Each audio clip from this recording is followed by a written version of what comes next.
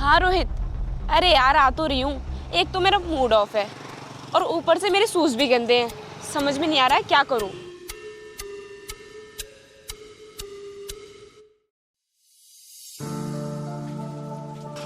चल ठीक है, मैं तुझसे बाद में बात करती हूँ।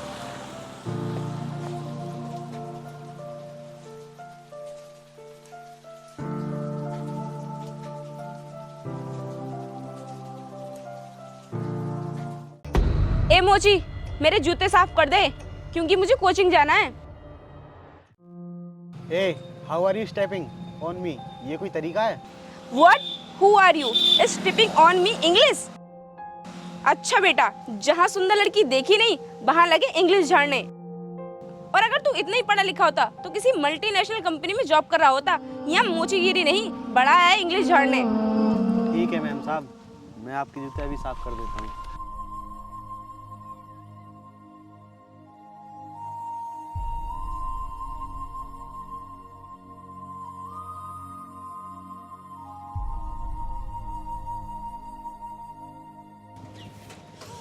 हाँ तो बता, कितने पैसे हो गए तेरे? मैम साहब 20 रुपए। हाँ तो बता, स्कैनर किधर है? चल निकाल। क्या मैडम, कैश दे दीजिए। क्या कैश? आजकल कैश लेकर कौन चलता है? मैं तुझे स्कैनर पे पेमेंट करूंगी, लेना है तो ले, वरना मैं तुझे नहीं देने वाली पैसे। देखिए मैडम, कैश दे दीजिए ना। वैसे भी मैं ऑनलाइन यूज नहीं करता हूँ और फिर मैं यूपीएससी की तैयारी भी कर रहा हूँ और ये मोची का काम कोचिंग ज्वाइन करने के लिए करता हूँ। और आप जो यहाँ सामने वाली कोचिंग में जाते हो ना, कुछ दिन बाद मेरे पास भी पैसे हो जाएंगे तो मैं भी वहीं जाया करूँगा। क्या यूपीएससी? कितना गंदा लग रहा है तेरे मुंह से ये वर्ड। और तुझे कैसे पता चला कि यहाँ पर यूपीएससी की तैयारी होती है? वो क्या है ना मैडम, यहाँ पर कई लोग आते हैं इसलिए मुझे पता है कि यहाँ पर यूपीएससी की तैयारी होती है। मेरा बजट खराब नहीं होता तो मैं भी वहीं जाता, इसलिए मैं ये मोची का काम करता हूँ। इससे थोड़े बहुत पैसे मिलते हैं, उनसे मैं घर पर तैयारी करता हूँ और जब मेरा बजट हो जाएगा तो मैं कोचिंग ज्वाइन कर लूँगा। क्या कहा? यूपीएससी? यूपीएससी की फुल फॉर्म बताना जरा। Madam UPSC. अरे बस बस रहने दे, मुझे पता है तू एक नंबर का थर्ड क्लास आदमी है, तुझे कुछ नहीं आता है। तू मूची का काम करता है ना, तो इसी में सहमत रहे, ज्यादा बड़े बड़े ख्वाब मत देख। तुम जैसे थर्ड क्लास लोगों के ऊपर पता है क्या सूट करता है? झाड़ू लगाना, बर्तन साफ करना, रिक्शा चलाना और मोची का काम करना। ये पढ़ना लिखना तुम पर सूट नहीं करता है। आई बात समझ में? अरे मैम साहब, आप ये कैसी बातें कर रही हैं?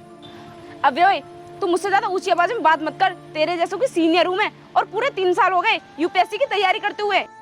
अरे मैम साहब, मैं कोई ऊंची आवाज में बात नहीं कर रहा। मैं तो सिर्फ ये बोल रहा हूँ कि हम लोगों का भी अधिकार है पढ़ने लिखने का। हम लोगों का भी अधिकार है आईएएस ऑफिसर बनने का।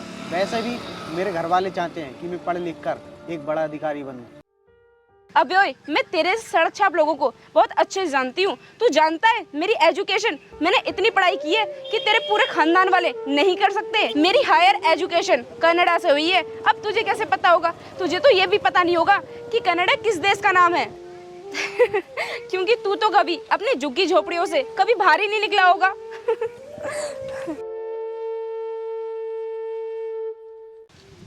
देखिए, अब ना आप मेरे से बदतमीजी से बात कर रही हैं। आप ऐसे बात मत कीजिए। अच्छा, तो अब तू मुझे मत सिखा कि मैं बदतमीजी से बात कर रही हूँ। वैसे तू मुझे एक बात बता, क्या तेरे माँ बापों को पता है कि तू उनका पैसा वेस्ट कर रहा है? और ये नोटबुक तेरी है क्या? हाँ मैम साहब। दिखाना जरा। देखिए मैम साहब, ये मैंने ना दिन रात मेहनत करके नोट्स बनाए हैं।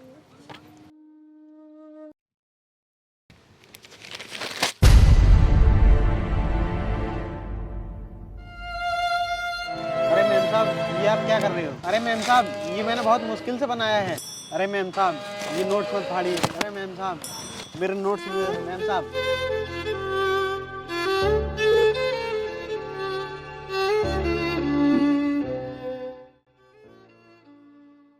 ये 2 कौड़ी के नोट्स के लिए तू इतना भाव खा रहा है?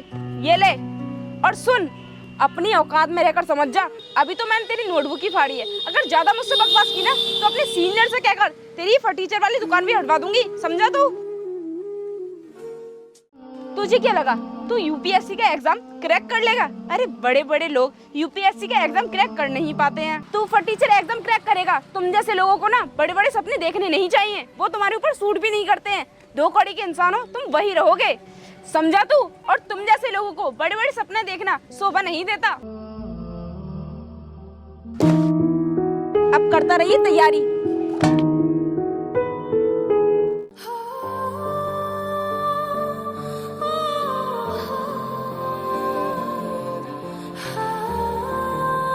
ऊपर वाले, मेरी क्या गलती थी जो इन मैम साहब ने मेरे साथ इतना गंदा व्यवहार किया?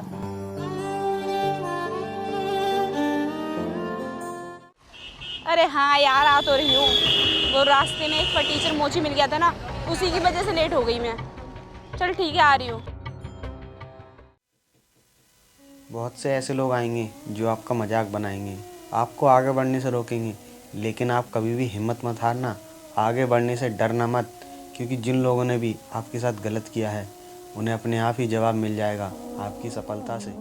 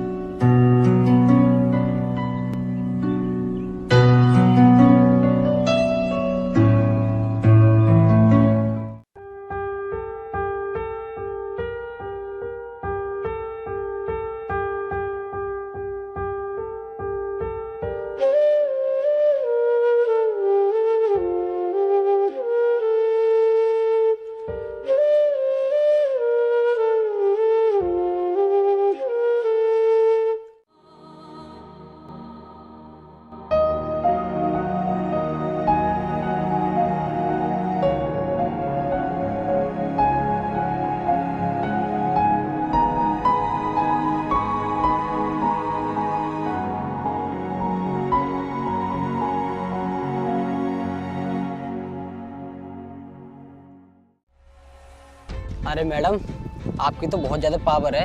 आपकी पावर की वजह से ही आपकी ये बिल्डिंग बहुत जल्द रेडी होने वाली है। लेकिन मैम, एक परेशानी है। हम ये गैर कानूनी बिल्डिंग बना तो रहे हैं, आगे चल के कोई दिक्कत नहीं करे। अरे तू चिंता क्यों कर रहा है? यहाँ पर मेरी चलती है, और यहाँ के जितने भी ऑफिसर हैं उन्हें मैं मुंह मांगा पैसा खिलाती हूँ, और किसी की इतनी औकात नहीं है कि मेरे सामने बोल सके कोई। लेकिन मैम, आपको पता नहीं है, इस शहर में एक नया कलेक्टर आया है और वो सारे इलीगल कामों को बंद करा रहा है। अरे तू पागल है क्या? तू जानता नहीं है मैं कितनी खतरनाक हूँ? और ऐसे आईएएस ऑफिसर ना मेरे आगे पीछे घूमते हैं, और तुम्हारे ये लल्लू पंजू आईएएस ऑफिसर मेरी खूबसूरती के जाल में ऐसे उलझेंगे कि उन्हें पता भी नहीं चलेगा। और वैसे भी मैं ये काम पहली बार नहीं कर रही हूँ, पहले भी न जाने कितनी बार मैंने इलीगल काम किए हैं, तो एक बार और सही।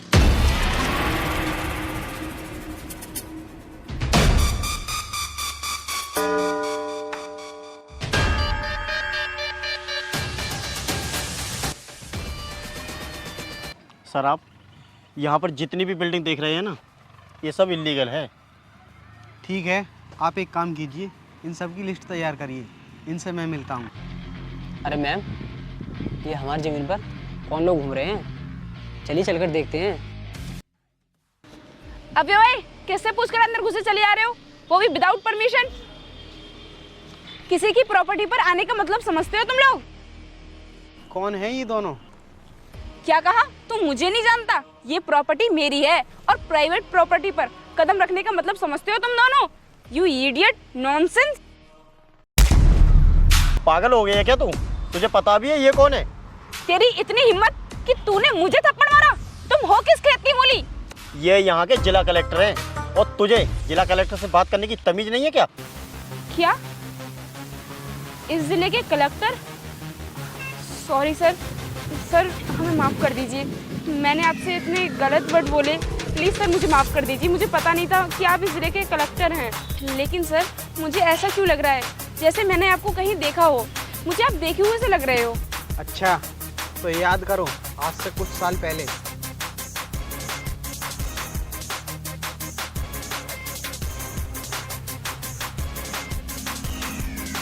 और हाँ, मैं वही हूँ जिसकी तुमने किताब फाड़ दी थी।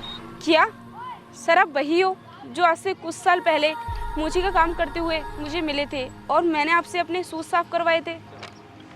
और सर, उस दिन आपने मुझसे बोला भी था कि एक दिन आप बहुत बड़े आदमी बनोगे, और देखिए सर, आप एक आईएएस ऑफिसर बन भी गए। Sir, I am proud of you sir, I am very very proud of you. आज आपको मेरे ऊपर प्राउड फील हो रहा है, और होगा भी क्यों नहीं। आज मैं इस जिले का कलेक्टर जो हूँ, और आपने जो अवैध तरीके से बिल्डिंग बनाई हुई है ना, मैं उसको बंद करवाने वाला हूँ। नहीं सर, ऐसी बात नहीं है। नहीं क्या? आज जब मैं यहाँ का कलेक्टर हूँ तो आज मेरे ऊपर आपको प्राउड फील हो रहा है, और जब मैं मोची का काम किया करता था तब तो आपको प्राउड फील नहीं हुआ। यहाँ तक कि मेरे को छोटा इंसान, गरीब इंसान, मेरे को पढ़ने लिखने का अधिकार नहीं है। आपने पता नहीं क्या क्या बोला, और आपने तो मेरी नोटबुक भी फाड़ दी। आपको शायद पता नहीं था कि मैंने दिन रात मेहनत करके वो नोटबुक बनाई थी, और आपने उसे फाड़ने में एक मिनट भी नहीं सोचा। अरे आपको शर्म आनी चाहिए थी। मैंने दिन रात मेहनत करके वो नोटबुक बनाई थी, और आपने अपनी अमीरी के घमंड में आकर मेरी नोटबुक की ऐसी की तैसी करके रख दी। मैंने आपको बताया भी था मेरी सामने वाली कोचिंग में जाने की हैसियत नहीं है, और मैं उतना पैसा नहीं कमाता था, और उसी पढ़ाई को करने के लिए मैंने मोची की दुकान खोली थी, और आप जैसे लोगों ने तो मेरी औकात ही दिखा दी। आपको क्या लगता है कि सिर्फ अमीर लोगों को ही पढ़ने लिखने का अधिकार है? हम जैसे गरीबों को पढ़ने लिखने का कोई अधिकार नहीं? क्योंकि अमीर इंसानों ने कभी भी गरीबी नहीं देखी, किसी भी चीज़ का सामना नहीं किया, और उन्हें एक ही थाली में परोसा हुआ मिल जाता है। और गरीब इंसानों को गरीबी, मजबूरी, हर चीज़ देखनी पड़ती है। कुछ उम्मीद लगाए रहता है कि वो पढ़ लिख कर कुछ बड़ा बनेगा और अपने परिवार के लिए कुछ करेगा। तुम किसी गरीब के घर जाके देखो, वे लोग 2 वक्त की रोटी के लिए कितनी मेहनत करते हैं, ये चीज़ तो समझोगी नहीं। सॉरी सर, माफ़ कर दो, गलती हो गई। दोबारा कभी गरीब से मिली है ना तो उसकी औकात कभी मत पूछना। उनकी औकात आप जैसों से ज़्यादा होती है। सिर्फ पैसों के मामलों में ही उनकी औकात नहीं होती है। इंसान कैसा है, उसका दिल कैसा है, ये अहमियत रखता है, ना कि पैसे। सिर्फ पैसों से इंसान बड़ा नहीं होता। किसी इंसान को समझने की कोशिश करिए, तब आपको पता चलेगा कि गरीब इंसान कैसा होता है। और रही बात औकात की, तो मेरे जिला कलेक्टर होने की आपने तो कभी सोची नहीं होगी कि मैं जिला कलेक्टर बन सकता हूँ। और मैं जिला कलेक्टर इसलिए बना हूँ क्योंकि मेरे सपनों में दम था, मेरी चाहत थी। आपकी तरह नहीं कि मैं कनाडा से पढ़ के आई हूँ, ऑस्ट्रेलिया से पढ़ कर आई हूँ। अगर मैं चाहूँ ना तो आपकी इस बिल्डिंग को 2 मिनट में धराशायी कर सकता हूँ, लेकिन मैं ऐसा करूँगा नहीं। अगर मैंने ऐसा किया तो आप में और मुझ में फ़र्क ही क्या रह जाएगा। लेकिन आप जो कर रहे हो ना, ये गैर कानूनी है। आज आप पर कानूनी कार्रवाई की जाएगी। तुमने ये बिल्डिंग कब्जा करके अवैध रूप से बनाई है ना, ये सरकार ने गरीबों को रहने के लिए दी थी, लेकिन तुम लोग गरीबों का दर्द नहीं समझोगे। लेकिन जो पाप ऊपर वाला देख सकता है वो आप लोग कभी नहीं देख सकते। जैसा कर्म करोगे वैसा ही भरना पड़ेगा। इसलिए गरीब का दर्द समझो, क्योंकि हर गरीब सबकी तरह नहीं होता। और आप लेडीज कांस्टेबल को फ़ोन कीजिए और यहाँ बुलाइए, और मैं भी देखता हूँ तुम दोनों को यहाँ कौन छुड़ाने आता है। तुम चाहे जितने भी सोर्स लगा लो, लेकिन तुम दोनों नहीं बच सकते। जी ठीक है सर, मैंने फ़ोन कर दिया है, आ रही हैं वो। ठीक है, जब तक तुम इन्हें हिरासत में लो और थाने ले चलो। सॉरी सर, हमें माफ़ कर दीजिए, हमसे गलती हो गई। सॉरी का जवाब आपको थाने में मिलेगा। सर प्लीज़ ऐसा मत करो, ऐसी गलतियाँ हम कभी दोबारा नहीं करेंगे। प्लीज़ सर, एक मौका दे दो अपनी गलती सुधारने का। तुम लोगों को कोई माफ़ी नहीं मिलेगी। जब तुम लोगों को 2-4 लाठी जेलों में पड़ेंगी ना, तब तुम्हारे समझ में आएगी। चलो अब।